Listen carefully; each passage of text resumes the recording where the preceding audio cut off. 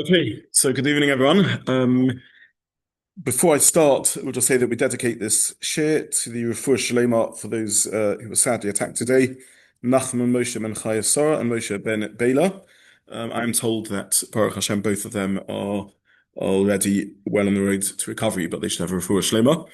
And ironically, this shir, we've been speaking about the relevance of Sefer Nechemia to again, we're learning Nach, and Nach isn't about a superficial translation to current affairs, but definitely there are commonalities between the whenever Klal Yisrael come back to Eretz Yisrael, there are certain themes that emerge, and one of the ideas we've been seeing is an uncanny relevance in some respects between some dynamics going on in Ezra Nechemia and current affairs, and this is a chapter that deals with anti-Semitism and anti-Semitic attacks. There's no way of avoiding that.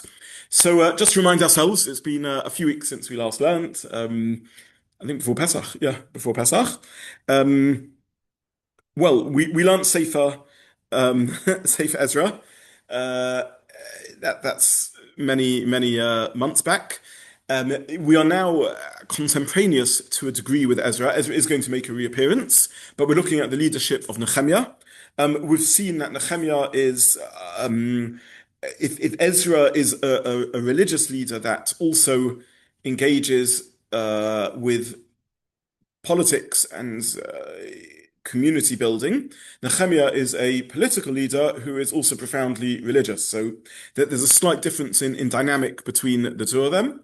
But one of the themes that emerges in Ezra and in Nechemia is this constant balancing act between reading history as political, diplomatic, military, economic, and on the other hand, reading it as spiritual. And in turn, our response, which particularly comes out in Nechemia, of Nechemia always first engaging in tefillah and then being proactive. So neither half by themselves is enough. It's not enough just to be proactive and do things. There has to be tefillah, but it's not enough just to do tefillah. He also then steps forward and engages in leadership. Now, at the end of the last chapter, and I printed, we're learning this week chapter Perek Daled, but I printed in the source sheet, and for those who have just joined online and in the recording, there'll be the link to the source sheet in the description of the YouTube recording also. It's really just, I didn't add any sources, it's really just chapter 4 translated. But I began with the last Pesukim of Perek Gimel. So if we remember Perek Gimel, Perek Gimel was a list and very geographical. It basically said, Nechemia said, we are, well, in Perek Base, in chapter 2, he did a survey of the wall. He saw that the wall was crumbling, or perhaps he himself crumbled it a little bit, either as a survey, as a way of demonstrating how weak it is, or to show people that the wall can't stand up to attack. We have to do something. In Perek Gimel, he launches this project of building the wall.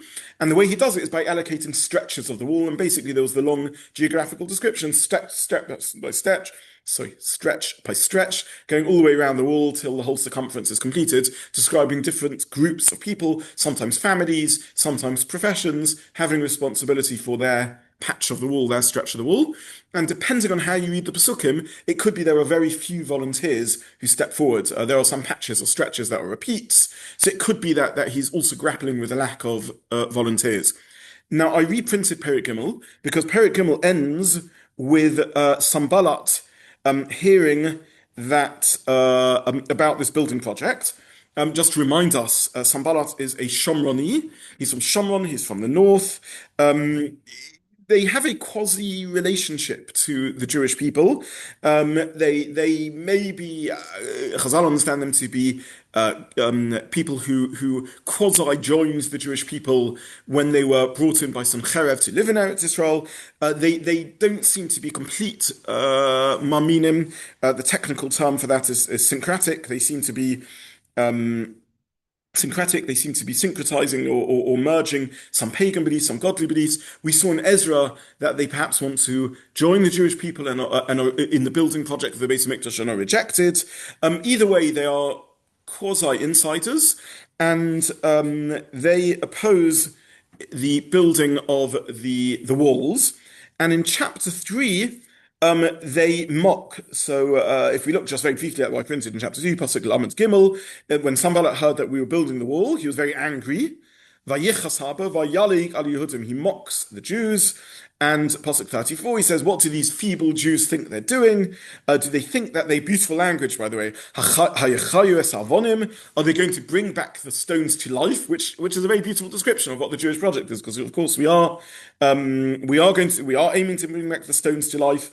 Then we mentioned Tovia Ha'amoni, who is also actually ends up somewhat intermarried into the Jewish people. We'll meet in later chapters that he becomes an insider.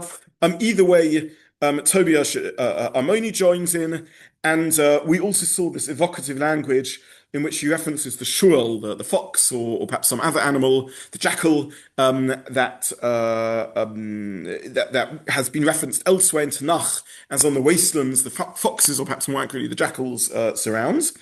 And they don't act. All they do is mock. And Nechemia davens to Hashem in Pasuk Lamed Vov, and he says, we are, language that we know from Slichos and other things, we are mocked, Hoshev Cherposom al Roshom, return their mockery, and we're despised, Hayinu Levoza, we're despised, and Pasuk Lamed Ches finishes that their mockery didn't have an effect, they carried on building. So at that point, why are Sanballat and Tovia, we finished off last year with this question, why are Sanballat and Tovia mocking?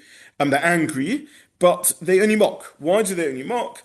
Possibly because they're scared to rebel. Don't forget that Nechemia is a court official of the king of Archatashta, so maybe Sanballat is scared to act, or maybe he doesn't think it's necessary to act. He thinks the project's anyway going to fail. Maybe he believes his own mockery, or maybe it's some form of psychological warfare, but he doesn't act.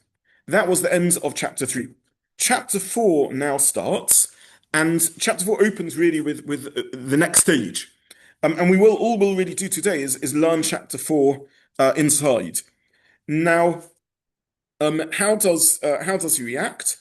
They see that, well, let's learn inside. Vayhi, kashesh shama Sanballat v'Tovia v'Aravim v'Ammonim v'Ashdodim, etc. When all these people hear that the repairing of the walls is succeeding, ki also arucha l'chomis Yerushalayim, that the repair of the walls is going forward, ki hechalu haperutzim nisoseim, the breaches are beginning to be blocked up. Vayichalahem oid, now they become very angry. So if last time Vayichalahem they were merely angry, now they are very angry, and this time they decide to act. So they realize that mockery isn't working. This project's actually happening. Pasuk base, the yiksheru kulam yachad. They all join together. Lovo lelochim Yerushalayim, to come and fight against Yerushalayim or in Yerushalayim. Velasos lotoya, and to cause confusion there. So now they are acting. Why do they decide to act?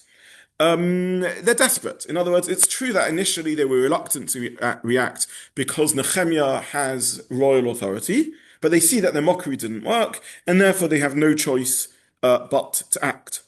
How do they act? Well, the first thing they do is they form an alliance, Vaikoshu. These are separate groups. These aren't one group. These are perhaps led by Sanballat, who's from Shomron, what we would call a Kusi. But there's also Tovia, who we saw in the last chapter, who we met in the last chapter. There's also who's an Ammoni. There's the Aravim, the Arabs. There's the Ashdodim, who are perhaps remnants of the Pelishtim or the Phoenicians from Ashdod. That was Pelishti territory, and they all ally themselves. And what's going to be their technique? So it seems they don't feel confident, at least initially, to attack openly. Perhaps again because of Nechemia's political power, but they're going to sow confusion. Velasos lo toya. They're going to sow confusion. What does it mean they're going to sow confusion? So the Mepharshim basically give two explanations. Either we're going to attack them so that they are confused and they're not able to carry on with building, or we're going to confuse them to allow us to attack. So it's either cause or effect. In other words, Either we'll attack them and that will cause confusion, or we will cause confusion. In other words, it'll be an undercover operation, and that will allow us to attack. We're going to see later that there's some spying that goes on. So it seems that they're being underhand in their projects. They're not able to attack completely openly. Yes, they are outside the wall. They're not inside the wall. Yerushalayim is populated by Jews, it would seem, and we'll see that at least initially there are also Jews living outside Yerushalayim who are vulnerable to attack. We'll get to that. So it seems that there's Jews that every day go home from Yerushalayim to outside, and they're going to be vulnerable to attack. So either because of the leftover events from Ezra, in which they feel excluded from the Jewish project. Um, in which at least the Shomronim, the Kusim, approach Ezra and say, "Can we join in the building of the Beis Hamikdash?" And Ezra rejects them because they're not proper Maminim, or they just don't like the return of the Jews. In other words, they've been living there in the meantime, and now the Jews are coming back. So this is a contemporary idea, also, right? Jews have been in Golos in Bovel. Jews are coming back, and they don't like that the Jews are coming back. They feel threatened by it. Or age-old anti-Semitism, and we'll see a bit as time goes on some of their motives. Yeah. Perhaps I'm being too generous, but maybe by building up the wall, they thought that the Jews were making Yerushalayim kind of a fortress. Yes. To fight against them or defend themselves against them. Yes, it's difficult to know whether they really feel scared or they're imagining fear, or they just don't like that the Jews can defend themselves. Again, we explore this a little bit in Ezra, where in stage one they actually make things up because the Jews are merely rebuilding the Beis Hamikdash, and then they send this report back to the capital city, the heart of the empire, and they say the Jews are building walls, which at that point seems to be complete fantasy. So it's hard to know, like any mix of enmity. Is it genuine hurt? Is it genuine fear? Is it paranoia? Is it hatred? But they don't like that the Jews are coming back. That's the bottom line. Now, what's Nechemia's first response? So in Pasuk Gimel, as he always does, V'nispalel el Elokeinu. I see I left the name of Hashem here in full. I apologize. V'nispalel el Elokeinu. We davened to Hashem. V'namid mishma aleim yomam v'layla mipneim. And we set a watch against them day and night because of them. So this is a very typical Nechemia response. He always responds spiritually and physically, and this is sort of classic. On we go. Pasuk Daled. Vayome Yehuda, and Yehuda says. So who is this speaking now? This is Nechemia describing what happens, and Yehuda means the populace, the Judean immigrants say. Koshal koyach hasabel, the strength of the bearers is weakened. Va'ofa haber, and there's much rubble or rubbish. Va'nachlu lo nuchal livnos b'choma, and we are unable to build the wall. Vayomu tzorenu, pasuk 5, and more than that, our enemies have said, Lo yedu v'lo yiro, they shan't know, they shan't see, Ad Hashem novel el toichem v'hargunum, until we come into the mix and kill them, V'shtapnu es hamalacha, and we cause the work to cease. So what's going on in these psukim? Is it fear of the enemy, or is the work too much? They come in and say there's too much rubble, we're too tired, we don't have the strength to carry the load. So the answer is, it seems like a very classic case. Either it's just declining morale, and rather than them saying openly, perhaps they're a bit embarrassed, rather than them saying openly we're afraid of the enemy, they say this is too much work for us to go, we're tired, this is too much. But probably what's really going on is we're afraid of the enemy. It could be it's an excuse. They don't want to just say we're afraid of the enemy, so they're saying anyway this project's not going to work. We're too few. It's too much hard work. And anyway, we're going to be attacked, and we won't know that we're going to be attacked, and therefore we might as well stop doing this project. No, so Yehuda does not mean an individual. It means the group, the collective group. We've seen that Jews, from the interval period between the Botei Mikdash, in other words, already in the Esther story, Jews now are referred to as Yehudim. Yeah. Are they only Yehuda? No, there are people from other tribes. In fact, Mordechai himself may be, Mordechai Yehudi, maybe is seemingly a Benjaminite from Binyamin. Nonetheless, Jews take on the collective name Yehuda because Yehuda is the dominant tribe now. So rather than saying straight out we can't fight, they say the work's too much.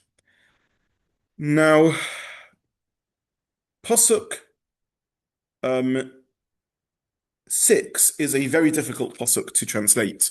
Nearly impossible. I put several times in the source sheet brackets with question marks because they're really difficult phrases to translate. So I'm now going to learn Pasuk 6 together. And all I did for the source sheets this week was literally print the Psukim. There's an array of Mepharshim as always, but the Psukim are hard enough to learn just by themselves. Vayehi, and it was, Ka'asher bo ha-Yehudim, when the Jews came, ha-Yoshvim etzlom, who dwelt by them, Vayomu lonu, and they said to us, Esa pa'omim, 10 times, Mikol hamakomis asher tashuv aleim, from all the places that you return unto us. So this is a near impossible pasuk to translate. Who are the Jews who dwell amongst them? Who are they coming to? Who are they speaking to? Why do they say whatever they're saying 10 times? And what are they saying? How do we translate the inverted commas of what they are saying? So this is very, very unclear text. Now, basically, all the Mepharshim assume that the people here who are coming are Jews who live amongst the foreigners. So this is what I mentioned. It seems we saw right at the beginning of Ezra that the colonists are very small in number. There are really not that many colonists. And it seems that whilst there is a large group in Jerusalem, there are also many that are scattered amongst the other people, and therefore perhaps they have their ear to the ground a little bit better, and therefore they know what is going on. So basically, all the Mepharshim adopt this path that these are Jews who are living amongst the broader population, and they are reporting what's going on. So the Jews that dwelt amongst them are coming, and they're telling us something 10 times. So what are they saying again and again? So Rashi, by the way, learns it's very interesting that these aren't just Jews who are living amongst the enemy, but these are even Jews who the enemy calls upon as allies in their fight against the settlers. Very interesting. So why did um, the Kusim and the Ammonim and the Aravim and the Ashdodim think that Jews would join?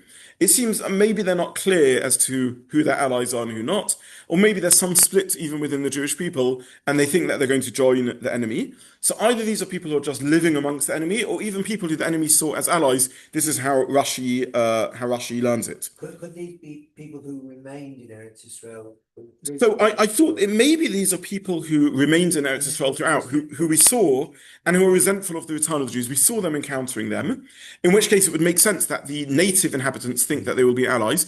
The reason I'm not convinced about this is because they refer to as Yehudim. And it could be that those who are left behind are not Yehudim, but are people from the other Shvatim. So it's not entirely clear. Or it could be by now everyone is known as Yehudim. Now, what are they? So that's who's speaking. Perhaps Jews who are living amongst the attackers, or perhaps even seen by the attackers naively as allies.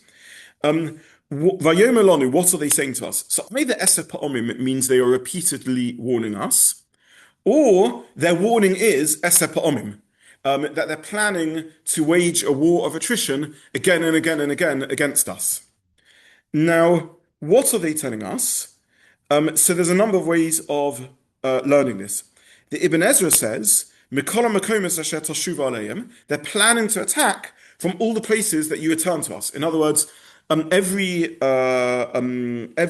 night you go back home after your work, and now you are vulnerable because you're going home, and they're planning to ambush you when you go back to all the places from which you return. This is how the Ibn Ezra learns.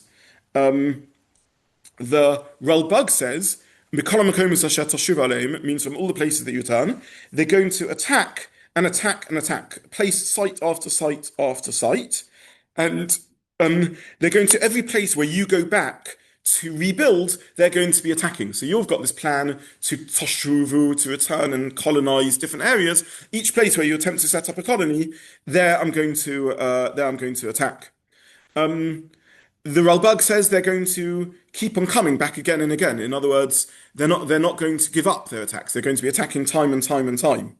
So there's different ways of reading the pasuk, but in all these readings, according to the classic Mefarshim, these are Jews who are living amongst them, who know what's going on, and they're saying to the Jews, they're giving them intelligence, and they're either saying they're going to attack you in any place where you try and rebuild, or they're going to attack again and again, or they're going to attack us when we go back home, when we're vulnerable. This is the ways of learning the psukim.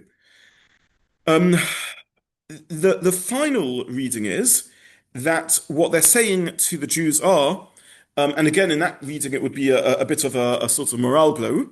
They say even if all of you come back from and gather together, we're still going to be able to beat you. So translation of Mikol HaMakomos Asher Tashuvu Aleim is this is a quote of the attackers, and they're saying from all the places that you return to us, even if you get all the Jews to gather from the diaspora, you're still not going to be able to beat us, and therefore don't think that this is going to help you. The final reading that we can put forward is that these are Jews living amongst the non-Jewish population who themselves have lost morale, and they're sending a message to the Jewish brethren in Yerushalayim, and they're saying, "Come back home, give up on this project." So they themselves are weakening Jewish morale in Yerushalayim. In that case, the translation of the pasuk is, "Vayihi, and it came to pass that the Jews who dwelt amongst them, and others, the Jews who answered the pasuk, they said to us, from all the places you should go back, come back home from all the places where you left, come back home." So in modern context, would say, give up on the project, move back to America, move back to Europe. This project isn't going to succeed. Okay, so just to translate this difficult pasuk, just so we're clear. These are messages coming from Jews who are on some level outside the project. They're not living Yerushalayim in an all-Jewish environment and rebuilding things. And they're speaking to the Jews. Either they're offering intelligence and they're quoting what the plans are. The plan is to attack whatever you try and build. The plan is to attack and attack and attack and not give up. The plan is to attack you when you're vulnerable, when you're going back home after days building. Or these are Jews quoting the non-Jews and saying either if all of you come back to the land of Israel, you won't succeed, or it's Jews giving a message to their Jewish brethren saying, enough with your dreams. Very nice, you went back to Eretz Israel, you had this big messianic vision, you thought that you'd managed to colonize things. Come back to the diaspora, we're safe here in Bovel, we're living comfortably. Why are you pioneering and risking your lives? This is crazy.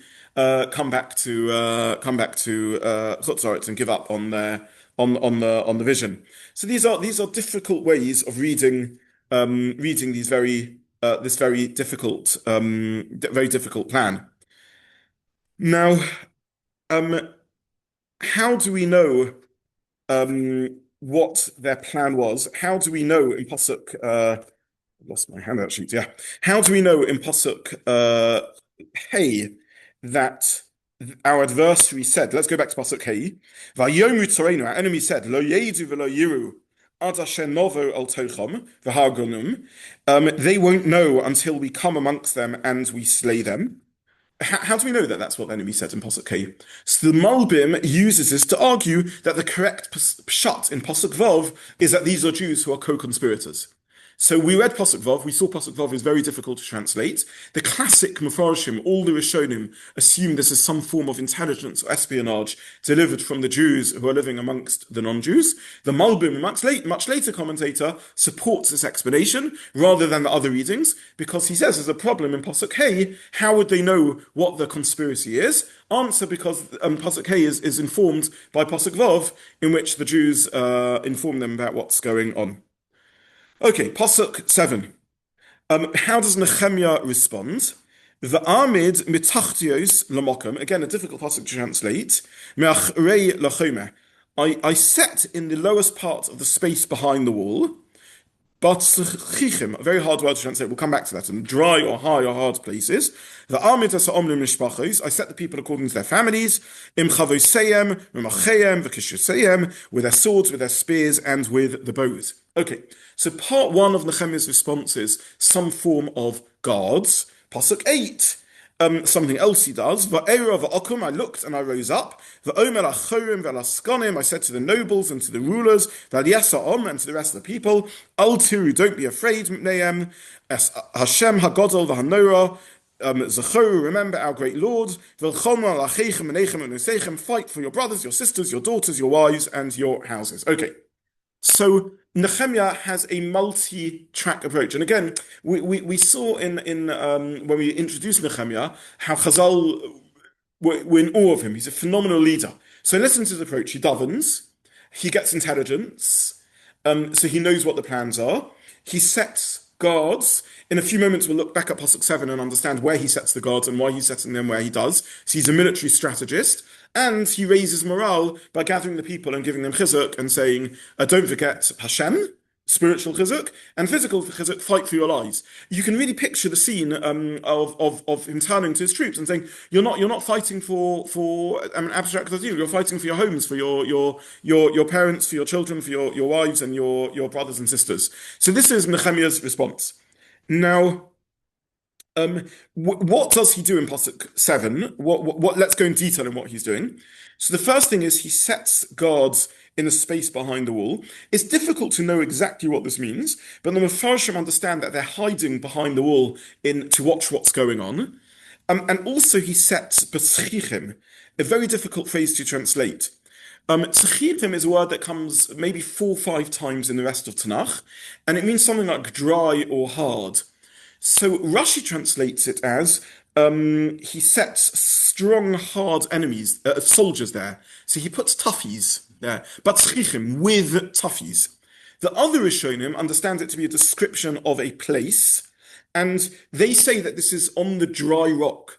Now, if you have a water table, the lower ground is more fertile, and therefore strategically you need to hold the lower ground. But the higher ground is higher, and therefore gives you greater vision as a lookout post and is harder to attack. So in this explanation, he sets them batzchichim on the dry ground, in other words, higher up the mountain, so that they can keep a lookout, given that the intelligence he's received, according to some translation intelligence, is that they plan to make a surprise attack. We saw also in the earlier descriptions, I think last year in Perek Gimel, when we described the path of the wall, that he diverted the wall so that it would include the springs and so on. And we saw that the wall also goes up the mountainside so as to give them strategic control. So that's a possible translation of this pasuk, that when it says he set them on the dry ground, is that he's also setting them on the high ground. Now, why lemishpachosehem, according to their families? So either because people fight better when they're fighting for their families, or this ties back to what we learned in the last chapter, in chapter Gimel, that he had allocated different stretches of the wall to different family units, and therefore now when he's sadly adding a fighting element, he's also giving different stretches of the wall for them to defend, so different families have different patches of the wall to defend. But that is Pasuk 7, that's his military response. Pasuk 8 is his morale response, and he speaks to the nobles. Why does he speak to the nobles? Either because the nobles are the softies, and then the ones not interested in fighting, or because the nobles are the leaders, and therefore you need to get the leaders on board. Possibly the Jews are a bunch of untrained civilians, and they don't have leadership experience. They're just a motley crew. They're just a mob, which isn't going to be a very effective fighting force. And therefore, he turns to the nobles and he said, "You're leaders. You know how to command, and therefore I need you to step forward and take responsibility." So that's Pasuk 8. Forgive me, all we're doing here is just reading the Pasukim because these are difficult Pasukim to translate. Pasuk 9 basically says that Nechemia's response was effective and the enemies backed down. And again, let's just read Pasuk 9 because again, it's this dual theme. Vayhi kasher shomu oivenu ki noidolanu. When our enemies heard that it was known to us, Vayofer Elokim es hatzasom, and Hashem had annulled their plot. V'noshov kulanu el hachoma, ish el malachto, and we were now all able to return to the wall, each one unto his work. So what we have here is, again, it's so topical. Basically, intelligence plus show of strength deters their enemy. Much better to have the intelligence and the show of the strength, and then you don't need to actually fight. And indeed, that's what's happening. There's no fighting that takes place.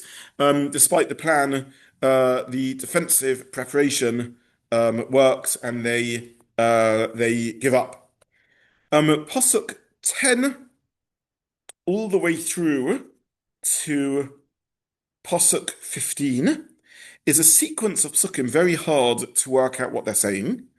And basically, it says that they form some division between fighting and building.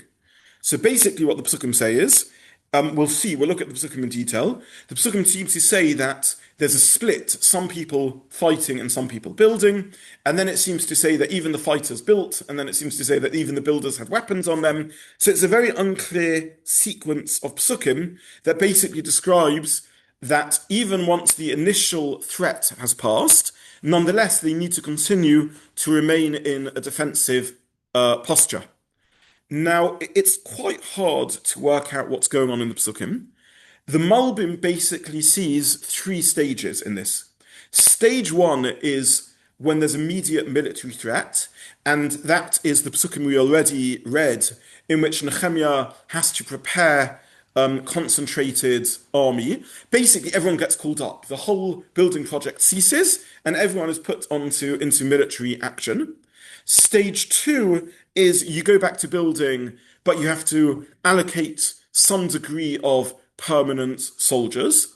And stage three is a bit like you have in Israel now, which is only a very small military force, but a reserve force who are capable of being called up at a moment's notice. So this is how the Malbim understands the sequence of psukim. What's sad behind all of this, and here we will read Pasuk 10, is the degree to which you need to squander Jewish energy on defense. So till now, the Jews are all building, and tragically, in Pasuk 10, they now have to waste resources on defense. I mean, again, I don't want to make this too topical, but it always makes me sad that the Jewish community, we have so much vibrancy, so many volunteer organizations, so many things that we want to do. And what we want to do is chesed and kehillah and Torah learning and programming and shiurim and so on. And we have to squander resources on paying for security and on volunteering for security and so on. I mean, it's not squandering, it's necessary because that's what we had to do, but it's tragic. So Pasuk 10, Vayihi min hayomahu, chatzi na'orai oisim b'malacha, v'chatzi machzikim. Half of my servants are working, and half of them are holding. Varamochim hamaginim, they're holding the spears and the shields, like shoshos, vashiryanim, the bows and the armor. Vasorim achrei kol beis Yehuda, and the rulers were behind all the house of Yehuda. So Pasuk 10 seems to say, and again, it's an unclear Pasuk, but it seems to say that to maintain success, Nechemia has to allocate some of his own servants to the job.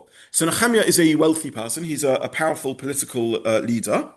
And the Malbim, as we said, who learns that this is now stage two. So stage one is everyone is called up and the economy ceases and they have to stop the building. Stage two is at the end of Pasuk 9, everyone goes back to work, but there's a professional army. So Nechemia allocates some of his servants to be a standing professional army. And they need to work on being soldiers rather than being builders, and they seem to be allocated permanently to being soldiers. And also, the Malbim understands that they're always located together. So no longer can you have Jews working all over the circumference of Yerushalayim, but they have to work with armed guards surrounding them.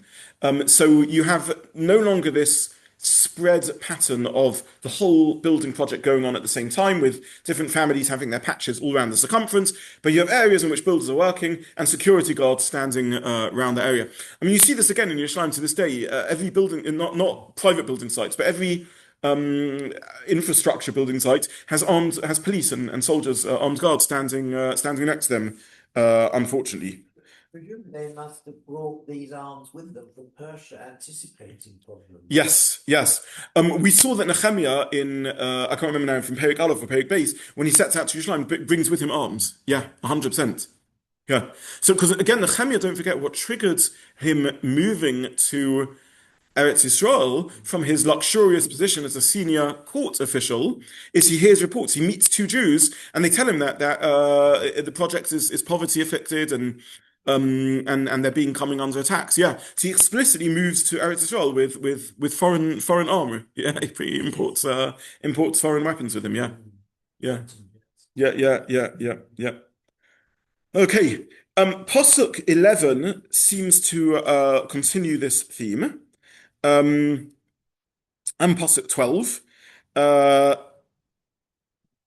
Basically, Pasuk 11 says, with one hand they worked, and with one hand they held a weapon.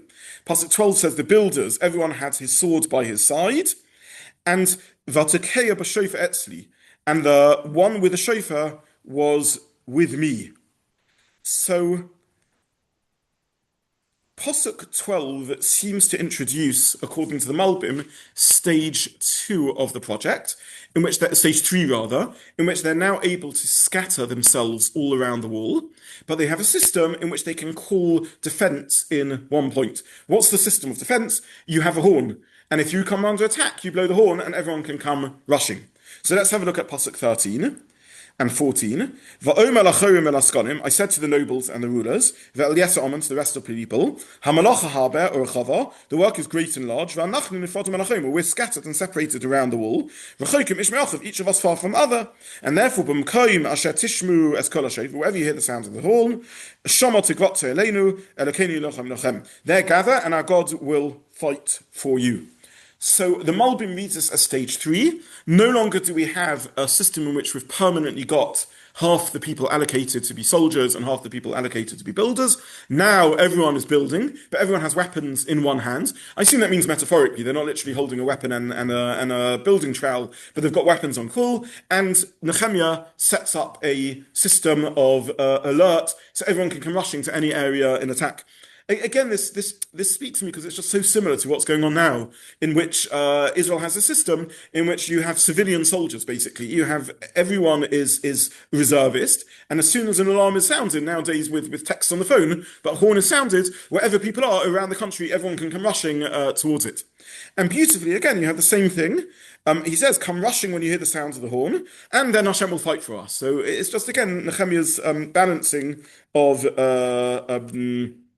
of the leadership, and his constant speaking to the nobles seems to indicate that when he called on the nobles earlier, that's because he wants the nobles to step forward as commanding officers because they have a commanding ability.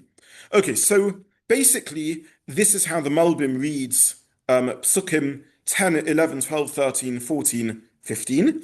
The Nechemia can't let the soldiers stand down. Stage was he rallies everyone to fight, and there's no building. The enemies back off. Stage 2 is he lets the economy resume, but on a half basis, and you have to have soldiers stationed everywhere. Half the forces can work, half the people can build. And stage 3 is they no longer need to be assembled, surrounded by guards, but they can spread out and fight, but they always need weapons near them. A bit like to this day, soldiers off duty go home with their guns and therefore can be called up, sadly, at a moment's notice. Let's look at Pasuk 16, which again is one of these difficult psukim to translate. And I just Yeah, sorry, Simon, yes. why did they, in inverted commas, waste their time building a wall when they could have spent their time building Beis HaMikdash? So it's possible, depending how you understand the sequence of events and when Nechemia moves back, it's possible the Beis HaMikdash is built, or at least partially built. But more than that, this is Nechemia's whole vision. Nechemia, basically, if we had to summarize chapters 1, 2, and 3 of Nechemia, Nechemia's vision is we can't succeed in our spiritual goals unless we succeed in our physical goals.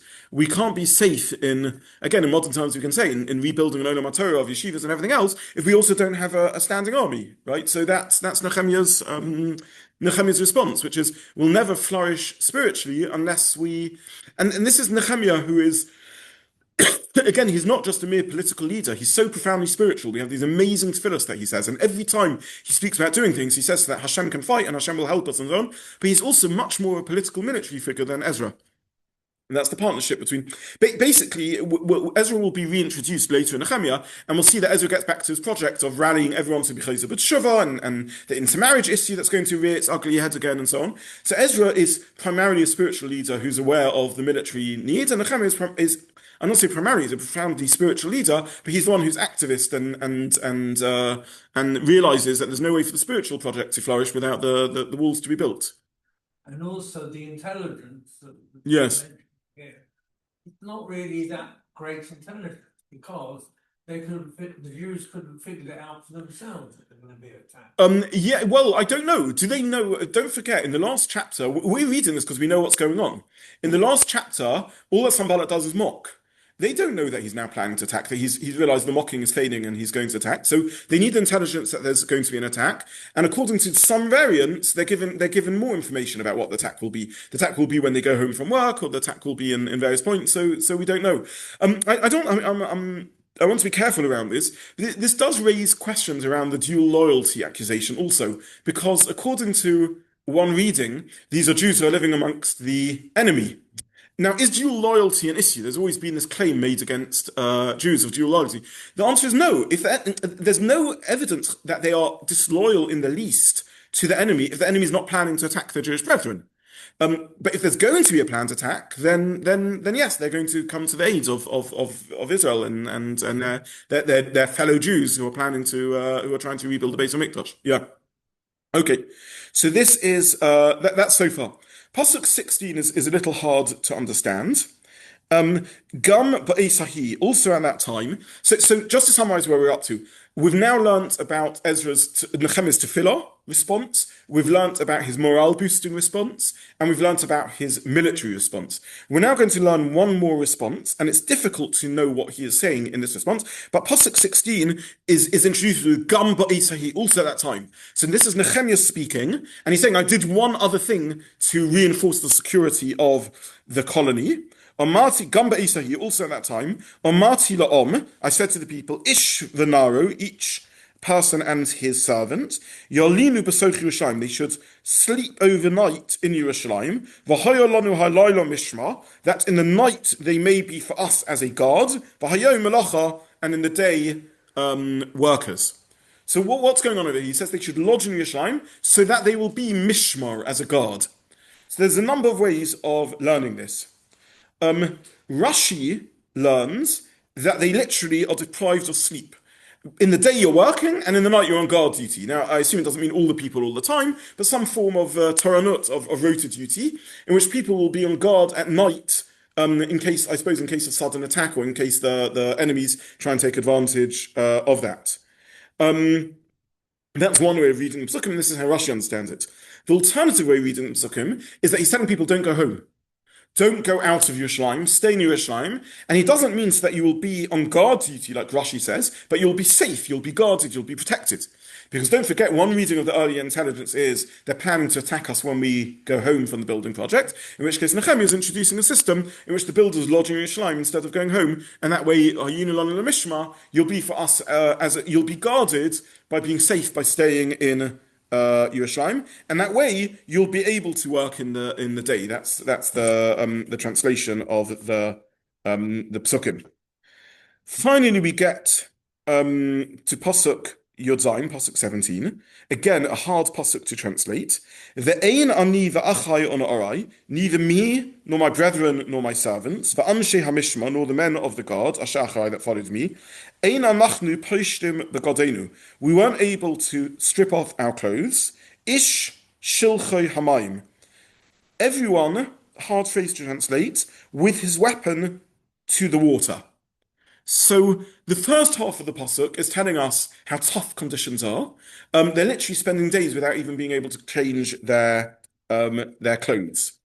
What's the second half of the pasuk saying? So there's a number of ways of translating it.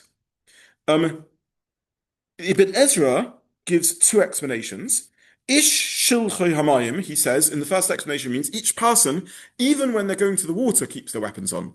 In other words, even when they need basic needs just to go to the water to drink, they are keeping their weapons on. The second explanation that Ibn Ezra gives is that ish shilchoi hamayim means ein anachnu poshnim ogeinu, we don't strip off our clothes. Besides ish shilchoi hamayim, when someone goes, they take off their weapons when they go to bathe in the water. Ibn Ezra says that the only time they took off their clothing is when they went bathing. And he says they went bathing for reasons of tahara, of purity. In which case, again, we have the typical Nechemia theme, that at the same time as they're soldiers, and they're always on duty, there's one time when they do manage to take their weapons off, and that's when they go to the mikveh. Why do they need to go to the mikveh? Because they're still living b'kedusha or b'tara. They're back in Eretz Yisrael. The kohanim are eating truma. The Leviim are eating maaseh. They're bringing korbanos in the Beis Hamikdash, and therefore Ezra isn't letting spiritual life cease. And again, sorry, Nechemia isn't letting spiritual life cease. Again, this is a parallel, a typical theme of Nechemia of how things, how he manages things. This thing about keeping their weapons while they drink, my famous episode in Shofti with Gidon. Yes, where the soldiers come to the water and who didn't yes, keep their weapons, yes, sent them home. yes, lovely, yes, yeah, a link to there. I saw one of them. Rashi makes that link. Maybe even Rashi makes the link of one of them. Rashi, I think, possibly makes that link. Yeah, you double check. The Malbim says that Ish Shilchoi Hamayim means no one had to launder their own clothes because Nechemia set up a system of laundry service and support services for the soldiers. Very interesting reading in the pasuk.